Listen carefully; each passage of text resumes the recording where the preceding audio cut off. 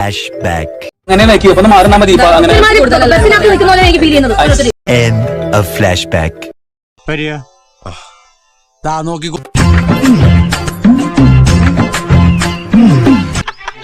ഈശ്വര ഇവിടെ ആരില്ലല്ലോ ഇതൊന്ന് പറഞ്ഞു ചിരിക്കാനേ.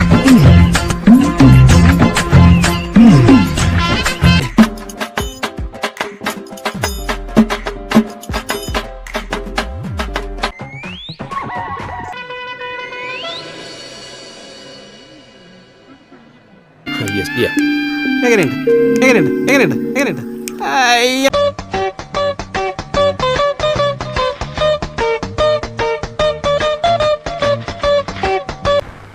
ജോസഫേ എന്തോടത്?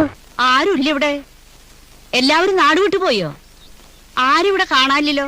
ദേവി, ആ നിങ്ങളെല്ലാവരും അടുക്കള കയറി ഒളിച്ചിരിക്കുക.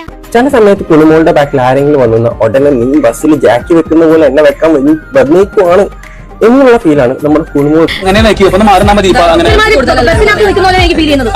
കാരണം കുളിമോൾ ഒരു പാവപ്പെട്ട സ്ത്രീയാണ്, കുല സ്ത്രീയാണ്, അങ്ങനെ പല രീതിയിലുള്ള എന്താ പറയാ ഒരു ഉത്ഥാന സ്ത്രീ.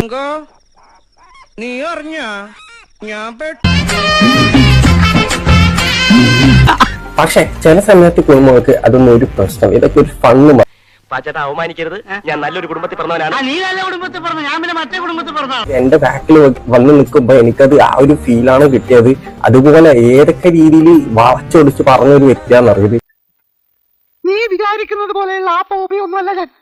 അയ്യോ അത് ഞാൻ അറിഞ്ഞില്ല. എന്നിട്ട് ഇപ്പം പുറത്തിറങ്ങിട്ട് എന്തൊക്കെ കാണിക്കുന്നു, എന്തൊക്കെ കളത്തരാണ്. സത്യം പറഞ്ഞ ആശാന്റെ കഴിവ് വെച്ച് നോക്കുമ്പോ ആശാൻ ഈ ലെവലിലൊന്നും അറിയപ്പെടേണ്ട ആളല്ല, കുറച്ചും കൂടി ലോ ലെവലിൽ അറിയപ്പെടേണ്ട. ബിഗ് ബോസ് ചരിത്രത്തിലെ ഏറ്റവും വേസ്റ്റ് കണ്ടസ്റ്റന്റ് എന്നുള്ള അവാർഡ് തരുവാണെങ്കിൽ അത് കുടുംബോയ്ക്കേ തരാനുള്ളൂ. വേറെ